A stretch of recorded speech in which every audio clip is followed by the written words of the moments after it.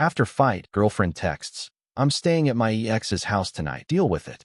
I'm 29 years old. I'm a union electrician. I make good money. I have my own apartment downtown. I drive a decent truck. I was with Brianna, 26 years old, for almost 3 years. She's a content marketing manager, makes good money, attractive. For a long time, we were that couple everyone envied. The relationship was solid for the first 2 years. She had her own apartment on the other side of town. We split everything 50-50. She never acted like I owed her anything. Independent, funny, incredible. In bed, we joked around with each other. We watched football together. She even helped me move furniture without complaining about breaking a nail. I thought I had found my life partner. So naturally, I proposed. I took her to that expensive steakhouse she loved so much. I got down on one knee, did everything right. I spent 3 months' salary on the ring because she'd been dropping hints that she wanted something that would make her friends green with envy. She cried, said yes, and posted 17 Instagram stories. I was on cloud 9. That's when everything fell apart. It was like the ring had flipped a switch in her brain. Suddenly, she started talking about our money instead of splitting bills. She started expecting me to pay for everything because that's what fiancés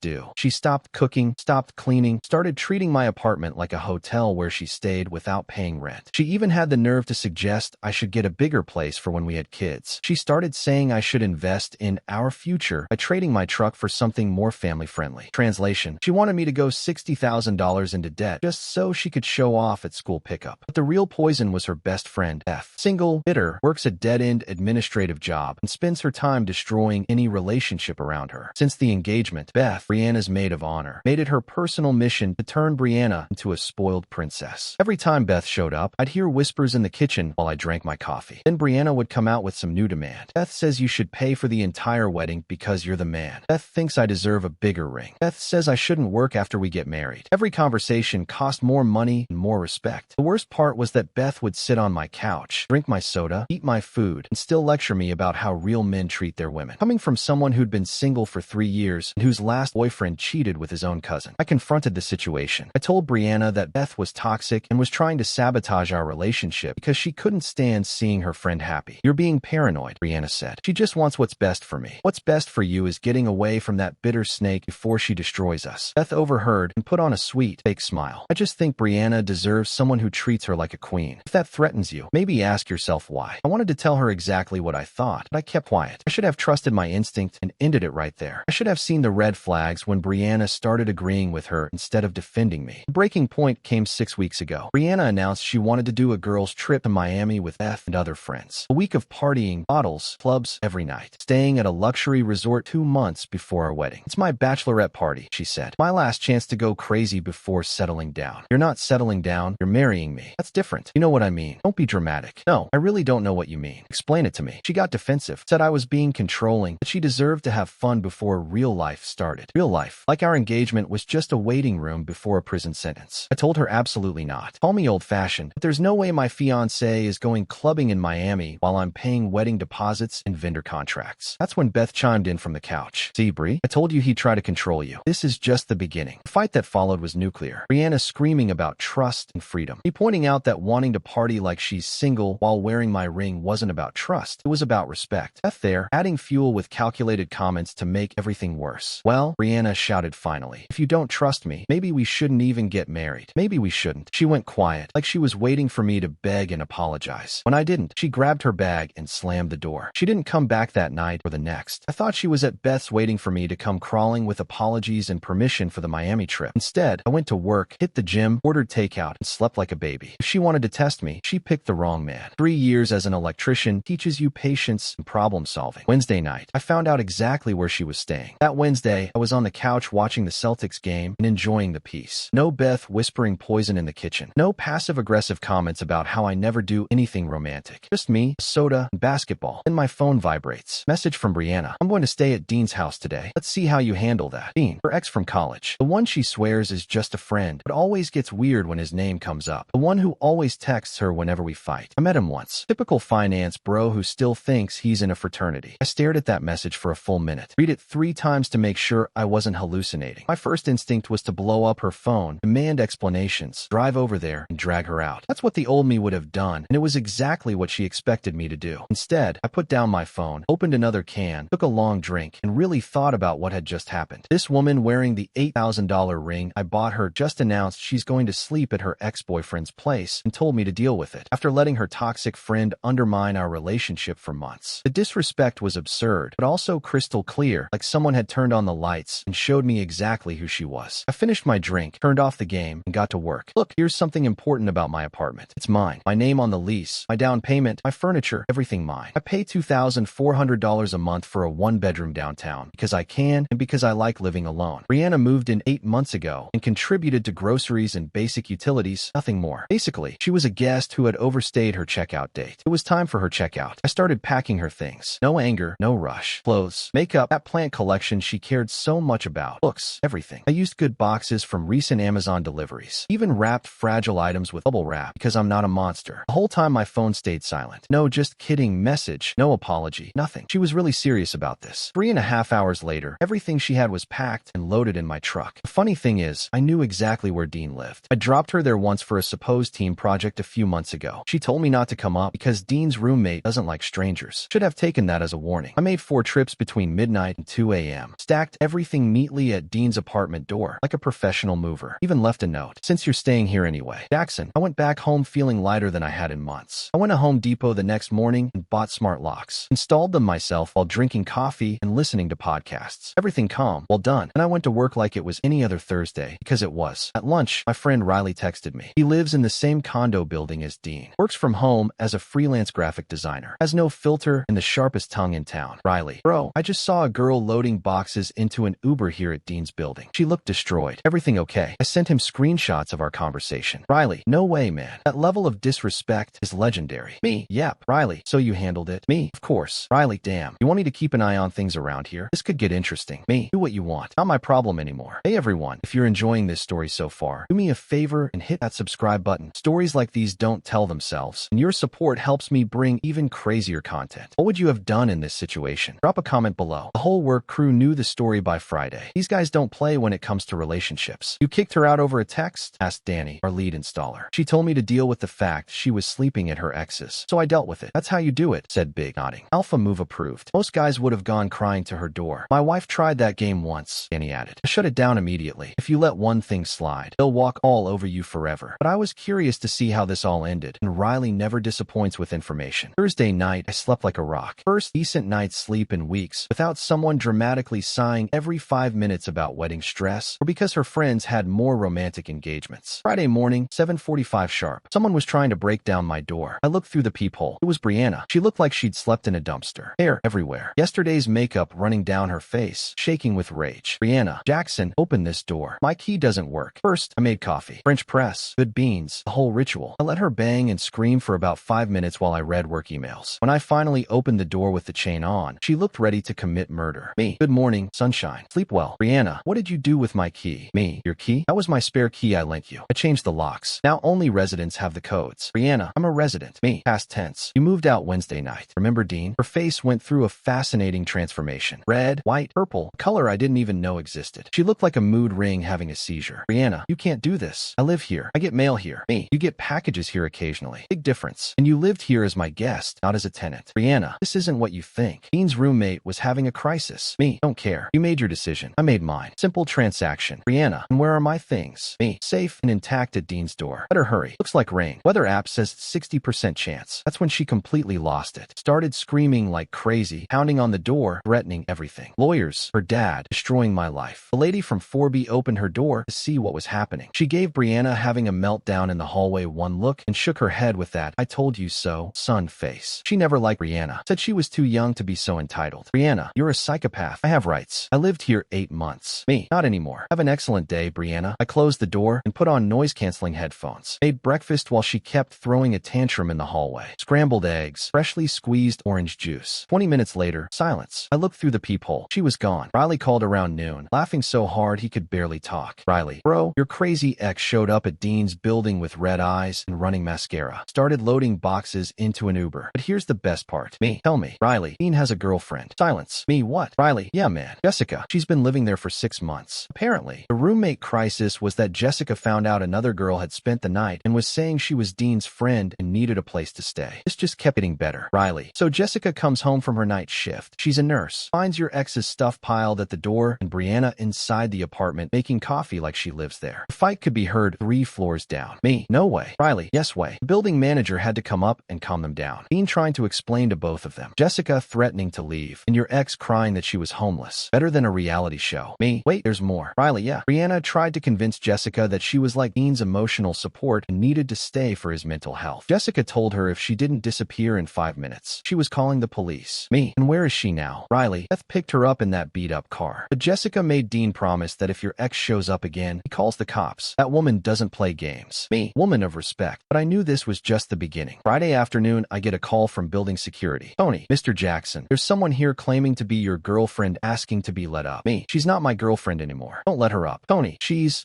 pretty upset about that. She's making a scene in the lobby, talking about rights and you stealing from her. Me. Not my problem. Thanks, Tony. But Saturday brought a whole new level of craziness I wasn't prepared for. Saturday morning, I'm having coffee and checking my phone when Tony from security calls. Tony. Jackson, you need to come down to the lobby now. Your ex is here with an older man and a middle-aged woman saying they have legal right to enter your apartment. Me. I'm coming down. I got dressed and went down. There was Brianna with her dad, Richard, and her mom, Grace. They looked ready for war. Richard with a brown folder and that I fixed this as an adult face. Grace with her arms crossed. Classic, I want to speak with the manager pose. Brianna dressed like she was going to court. Tony didn't let them up without my authorization. The guy is ex-Marine. He doesn't back down. Richard started right away. Richard. Jackson. What the hell is this about leaving my daughter on the street? Me. Good morning. Richard. Grace. I didn't leave anyone on the street. I ended our engagement after she decided to spend the night at her ex's and told me to deal with it. Grace jumped in before Richard could answer. Grace. You can't just throw someone out. She has rights. She lived there. Me. She lived there as my guest. Grace never signed a lease. Never paid rent. Never established legal residence. Grace. This is ridiculous. She was practically your wife. I pulled out my phone and showed them the screenshot. I'm going to stay at Dean's house today. Let's see how you handle that. Me. That's not how wives talk to husbands. Richard's eye twitched. Grace's mouth dropped. Richard. She explained it was something innocent. You're overreacting. Me. That's not an explanation, Richard. That's a declaration of war. Grace tried the emotional side. Grace. She made a mistake. One message. You're destroying her life over nothing. Me. She destroyed her life with that message. I just responded. Richard opened the folder. Richard. We're prepared to file a lawsuit for illegal eviction and theft. Me. Go ahead. I'd love to show the judge the message where your daughter announces she's going to sleep somewhere else, plus security footage showing me peacefully moving her things. I can also present documentation proving she was never on the lease, never received mail here, and never established residence. The folder lowered. Richard realized they'd lost. That's when Brianna tried to manipulate. The tears started, a trembling voice, sobbing. Brianna, baby, please. This is crazy. I made a mistake. Just one message. We can fix this. Me. We already fixed it. You're free to stay wherever you want. And I'm free from someone who thinks, let's see how you handle that, is an acceptable way to talk to her fiancé. Brianna, I didn't mean it like that. Me. Sure. Grace turned red. Grace, you're being cruel. Look at her. She's devastated. I looked at her. She looked like a crying raccoon with mascara, completely out of control. Me. Too late. People make mistakes. Some mistakes have consequences. Grace. And this is exactly what consequences look like. Grace turned to Tony, the security guard. Grace, you heard him. He's being abusive. We need to go up. Tony, impassive. Ma'am, I heard a man exercising his legal right to remove someone from his own apartment. If you keep yelling, I'm calling the police. Richard saw they weren't going to win anything. Richard, let's go, Brianna. We'll figure it out. As they left, I heard Grace whisper, Grace, I can't believe you're not making him give you money. And Brianna answered, he has to support me. That's what men do. The look of pure shock on Richard's face hearing his own daughter's level of entitlement was worth everything that had happened. But Sunday brought the nuclear bomb, and that's when I stopped finding it funny. Sunday morning, I wake up to 17 missed calls from unknown numbers. It wasn't Brianna. I'd blocked her after the lobby show. It was mutual friends, all asking the same thing. What the hell is going on? I opened social media. It was a masterpiece. Brianna had posted a 3-paragraph crying text on Facebook, telling how she'd been suddenly abandoned by someone she completely trusted. She said I'd become controlling and abusive after the engagement, that she was homeless and scared of my violent tendencies. She even made up that I checked her phone and isolated her from friends. Poor victim, right? Beth was directing the comments like a crazy crisis manager. Beth, I always knew he had anger issues. Beth, Brianna is so brave for speaking out. Beth, Jackson fooled everyone, but I never trusted him. The chorus of craziness was going full throttle with flying monkeys calling me everything. But then Beth made her first big mistake. She made her own post about supporting survivors and how she always saw the warning signs in me. Even posted photos from double dates with captions like, I should have protected her from that monster. I responded responded with one thing, a screenshot of Brianna's message. I'm going to stay at Dean's house today. Let's see how you handle that. And my simple response, okay, nothing more. I let the truth speak for itself. The comments started to change. My friends asking for context, hers demanding she explain what I'd done. And then Jessica, Dean's girlfriend, dropped the atomic bomb. Jessica, is that why you showed up at my apartment with boxes saying you were Dean's girlfriend while I was there after spending the night uninvited? The post was deleted in 10 minutes. But screenshots are forever. Over 50 people saved it. Beth went crazy on her own page, accusing me of manipulating the narrative, gaslighting, making a circus. The girl had lost all mental faculties. One day brought the wellness check. 2 cops at my door looking bored. Officer, sir, we received a call saying someone at this address was threatening to harm themselves. Me, let me guess. My ex-girlfriend called. Officer, we can't say who called, but I invited them in, offered coffee, showed them the screenshots, explained everything. Officer, so she announces she's going to sleep at her ex's. You pack her things and take them, and now she's saying you're having a breakdown. Me, you summed it up perfectly. Officer, and you're feeling okay. No thoughts of harming yourself or others? Me, officers, I haven't felt this good in months. I'm just sorry she's wasting public time and money with a false report. They logged it as a malicious call and warned me it could escalate. One of them even commented, Officer, we see this often. Person screws up, faces consequences, and tries to weaponize the system. Keep all documentation. Smart advice. Wednesday morning brought proof that it had gone from drama to crime. Alert from my credit monitoring. Attempt to open account using your social security number. Someone tried to open a store card in my name. It failed because the phone didn't match, but they had my social security number, date of birth, and my old college address. Only one person would have access to that. I immediately called the agency. They confirmed everything. $2,000 limit card attempt. All my personal data. Wrong phone number. I froze my credit with all 3 bureaus. Then called the police. The officer who answered was the same one from the wellness check. Officer, your ex-girlfriend again? Me. Yeah, she's escalating. Officer, identity theft is a felony. Now it's serious. The fun's over. I filed the report. The officer recommended hiring a lawyer and considering a restraining order. He was right. Thursday brought new attempts. Notifications for password resets on my email, bank account, even my PlayStation account. Everything going to an email I didn't recognize. Friday, Riley called with an update that made me see red. Riley, dude, your crazy ex convinced Dean to let her stay until she gets back on her feet. It's been 3 weeks. She's taken over the apartment. Me, how? Riley, rearrange the furniture. Threw out Jessica's things. She's saying you're going to come to your senses and beg her to come back. She's completely delusional. Her nerve was incredible. Riley, Jessica's about to move out. Dean's scared of both of them. Oh, she tried to order $300 in groceries for their apartment using your card. Me, what? Riley, yeah man. Delivery guy showed up with bags of expensive stuff, all organic, gluten-free, Whole Foods luxury items. Dean had no idea. When they called the number on the order, it was your card. Dean rejected the delivery and reported everything to the store. Me, another crime. Perfect. Riley, but wait, it gets better. She's telling the whole building Dean's her new boyfriend and they're working things out. Posted Instagram stories from the apartment talking about new beginnings and finding true love. Jessica saw them and went ballistic. That's when I decided it was time to go nuclear. But first, I had unfinished business. Time to get back the $8,000 ring. Monday morning, I hired Nora, a lawyer specializing in harassment and cyberstalking. Found her through a co-worker's recommendation whose ex tried similar things. Cost $3,500 up front, but after the card fraud attempt, I was done. The first thing she did was send cease and desist letters to Brianna, Richard, Race, Beth, and all the flying monkeys harassing me. The letters were beautiful, described everything from the fake wellness check to the identity theft attempt, made it crystal clear that any future contact would bring immediate consequences. Most of Brianna's friends disappeared instantly. Richard even responded with his own lawyer, offering formal apologies, saying he didn't know the level of his daughter's insanity and guaranteeing we'd have no further contact. Beth's response was pure gold. Beth, this is harassment. Brianna is the victim. Jackson is trying to silence us. Nora responded with a 2-page letter explaining how criminal law works. Your client's friend committed multiple crimes. Any additional communication will be treated as obstruction of justice. Total silence after that. But before proceeding with charges, I had one last point. I asked about the ring. In my state, if the engagement is broken by the fault of the person who received the ring